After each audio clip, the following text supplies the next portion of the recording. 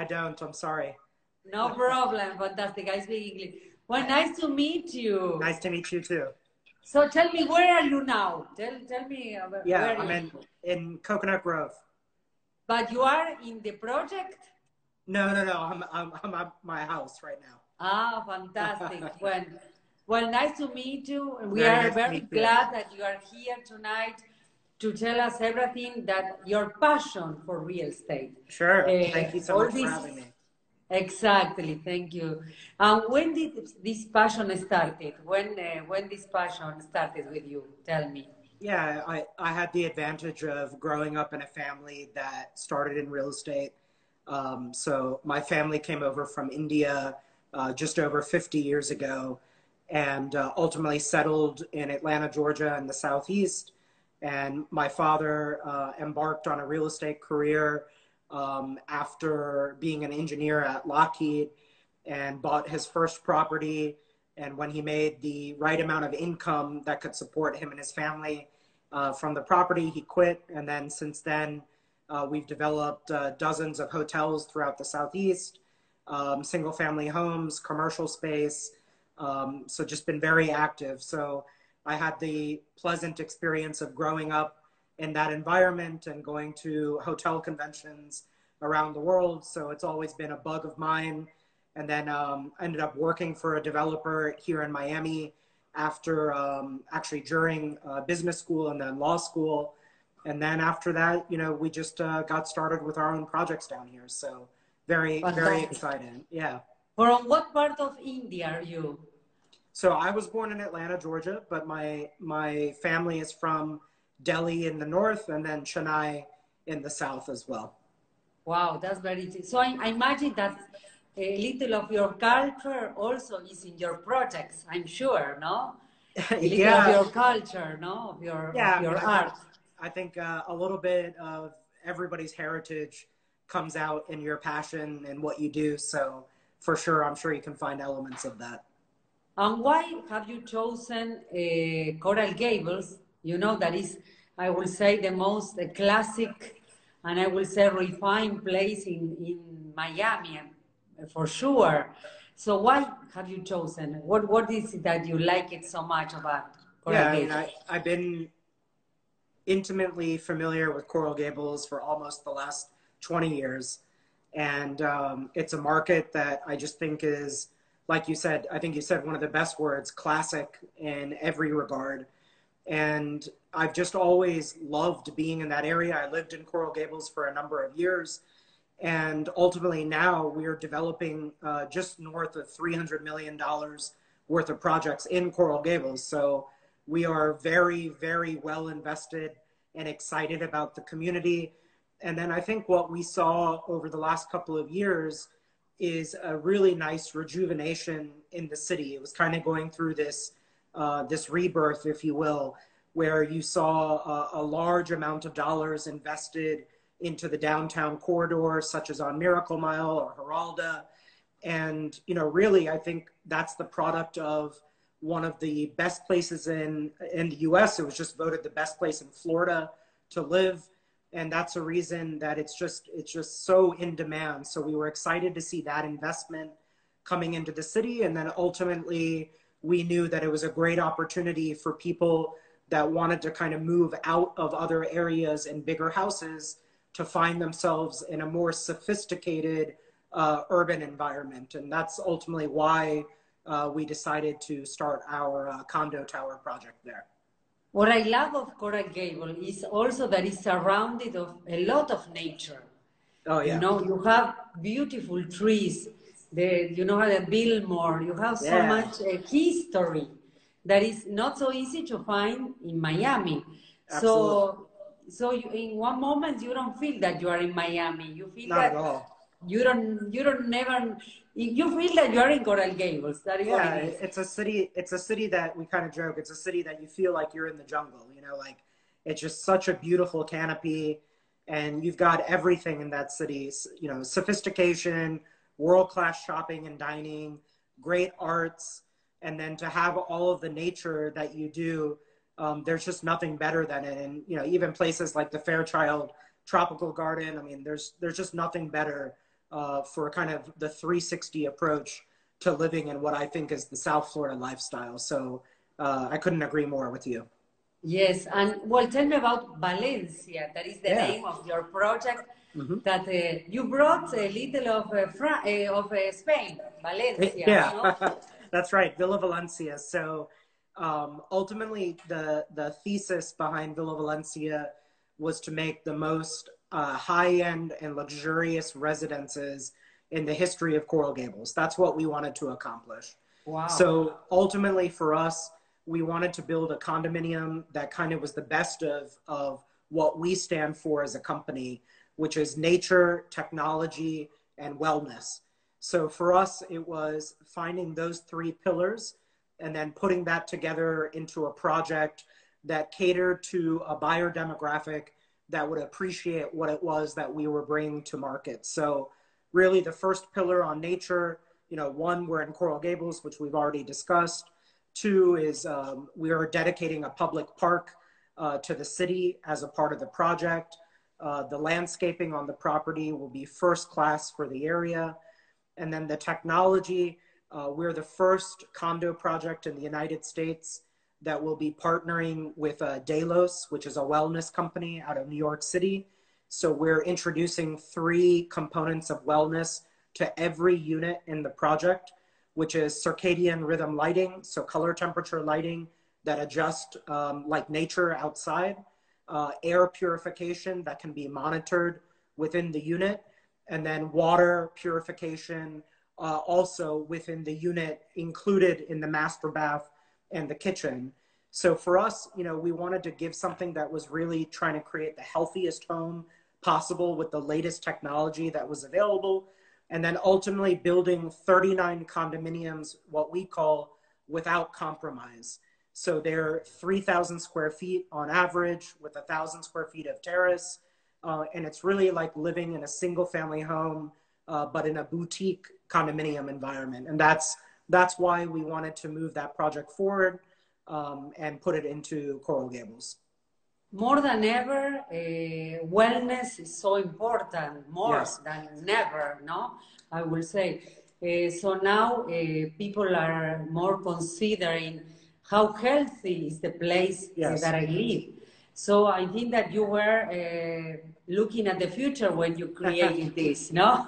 Yeah, I mean, one of the things, thank you so much for saying that. One of the things that we really pride ourselves on is pushing the envelope on what's next and what's available.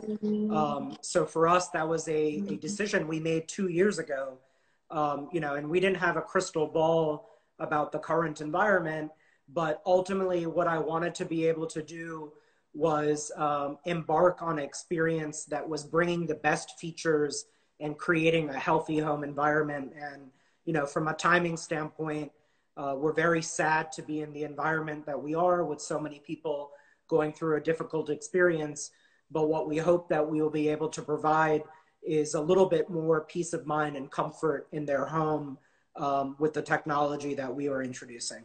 That's fantastic. Really, you have a vision. Really, imagine more than everything is more important. The healthy of the building, the healthy of the water that I drink, everything. You know, things that before we take it for granted. Yes. Now we have to look for every detail. And where is exactly located in one street, and Yep. when is going to be ready Yep. to be able to look for it? Yeah, so we're at 515 Valencia Avenue in Coral Gables. We are just south of Biltmore Way. The cross street is Arenado, and then on the other side of the block, Segovia. So we're, you know, a quarter-mile walk from Miracle Mile. It really is, couldn't be closer. And we're on what we call the quiet side of downtown. So we're west of Lejeune. Completely to our south is Canopy. You're not allowed to build over 5 stories on the south side of Valencia. And then after that, it drops to single family homes. So we have complete unobstructed views all around our project, which is really unique, getting up to 153 feet. So we'll be the highest residences in Coral Gables as well in the downtown corridor. So that's the location. And then we broke ground in the summer of last year, and we are now, we completed our foundations, and by the third week of July, we'll be complete with the second floor of the building. We'll be topping off by the end of the year, and then we'll be delivering in the summer of next year, of 2021. Well, very soon, very soon. Yeah, We're almost ready. Yeah, it's almost ready. Anybody considering now should start thinking about putting their house on the market now. You know, that way they're not in a pressure situation. We also introduced a great financing program where we can assist serious buyers with their deposit financing as well. And we've seen record pricing. So we have contracts that are north of $1,000 a foot, which is a record for the area. Those are many prices that you would see on the water. And I think that's a great statement to the vision of my team and the quality of product that we have put together. And ultimately, I think the affluent clientele sees that this isn't about expense, it's about value, and ultimately delivering great value and living in the highest luxury in Coral Gables. And that's really what we set out to do. I'm sure, and living in the best area of Miami for sure. 100%. And where are the buyers coming from? Yeah, so far we have mostly local buyers that have been coming out of 6 local feeder markets. So we have buyers from Coral Gables, Coconut Grove, South Miami and Pinecrest, Miami Beach, Key Biscayne. Those have been all of our primary local feeder markets. People leaving larger homes but don't want to live in a small condominium. They want a larger footprint and not in a very dense condominium, you know, not a 300 or 500 unit project. It's only 39 units. Very nice. It's very good. It's perfect, the size. Yeah, super boutique. And many of our buyers will be traveling for much of the year. So you're not going to really experience a ton of people at the same time. And then we also have a buyer from Mexico, and we are currently negotiating contracts after really the pandemic. This has picked up. We have 2 contracts we're negotiating with people from New York, one from Philadelphia, and another from Chicago.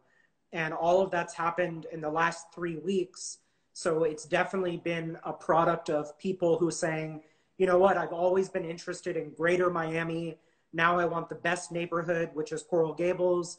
And then ultimately they're saying, I want the weather, I want the lifestyle. And now it's been the taxes. And now it's like concerns about density and getting out of really dense northern cities. So I think all of that is creating an environment that is going to make Coral Gables and Miami really see a positive real estate market out of this experience. Yeah, I think that. And how was your experience during this pandemic? How was your experience? So, I mean, we've had to adjust like anybody, right? You know, anybody that's saying they didn't have to make adjustments is either not doing business or not telling the truth. So, you know, we pivoted, we have a great sales team that pivoted, led by Jorge Uribe and Juan Sotheby's. And, you know, we've been doing almost daily virtual presentations to people one-on-one. We've been doing a lot more mailers and targeted digital advertising because people have been at home for so many months. So those were some of the adjustments that we did in our marketing efforts. And obviously March and April were very slow periods. I mean, did you lose me? Am I there? Oh, sorry. Yeah, I think that people were in shock in that moment. No, people were in shock. And it was so much uncertainty, unexpected, right? No, as you said. Absolutely, completely unexpected and uncertainty. And then I think we saw a real turning of the page in May. That's when we sold $12 million worth of units towards the end of May, which we were blessed to be able to do. We've now sold 30 million overall, which is great. And May really started to accelerate and into June, I mean, we've been dealing with new prospective buyers on a weekly basis. We're now engaged with a new party from Pinecrest, another from Weston.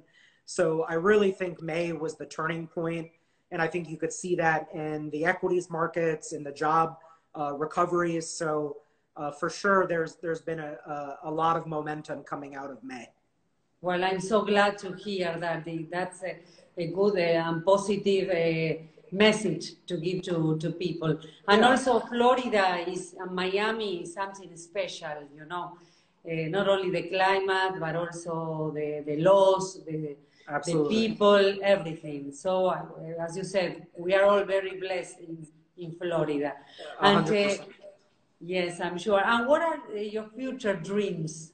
Can you tell me about Yeah. that? Yeah, so we want to continue doing condo projects like Villa Valencia that are boutique in nature, that are in high demand, high quality locations. So we're currently working on a couple of South Florida locations for a similar business plan to Villa Valencia.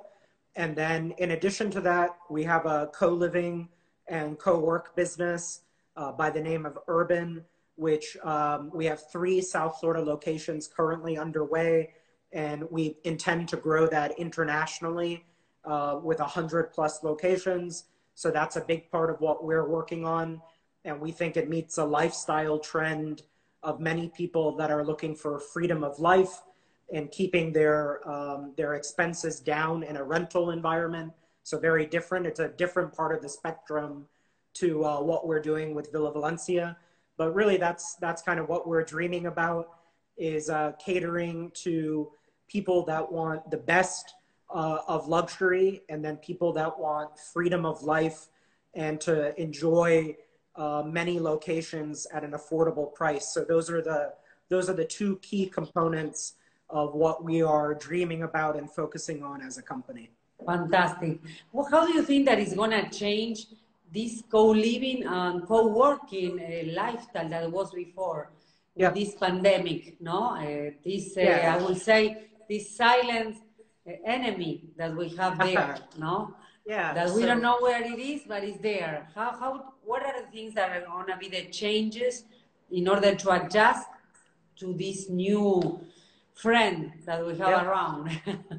So, it's a great question, and this is my feeling to this, is that we are not here as a short-term player. So for me, everything we look at with our investors, with any of our projects, is with a mid to long-term horizon. So ultimately, we're blessed to have capital that is very patient. So if we have to throttle the timing of a project, I feel like we can navigate that very well. And then specifically to co-living and co-working, this is the bottom line. The pandemic that we have in front of us now, I hope not be famous last words, but ultimately what we expect is that at some point this will subside. And at some point there will be maybe a future pandemic, and that's something that we have to be aware of in our future. But what I know is that 10 years from now, the flex space market will be a higher percentage of the commercial market than it is today. And I'll tell you, one of the reasons that is going to accelerate is because ultimately people say, you know what, wow, I learned during the pandemic that I can work from home, or that I need a smaller office footprint, or I need more flexibility. So that is a perfect recipe for what a flex space environment can provide on a commercial side. Or if, like me, you want to travel the world and work in different places, but you want to have business centers that are familiar for you to be able to conduct your business remotely out of. So the flex space market, there is no doubt, will be a higher percentage of the overall commercial market 10 years from now. And co-living, ultimately what we provide is a lot more private suites, both on the work side and the live side. And it's meeting a need that is not going anywhere anytime soon, which is we are addressing a problem, which is people paying too much for rent in the desirable submarkets of core urban locations. So what this brand is about inclusion in the urban core. So ultimately what's important is that people want to spend a lower top line amount on rent. And I think that anybody you talk to in any desirable market is going to acknowledge that in order to be in a more in-demand location, you've got to come up with creative ways to keep rent prices down, and co-living is that solution. So ultimately, there is zero doubt in my mind that we will navigate the current pandemic, hopefully sooner than later, and that the living and work trends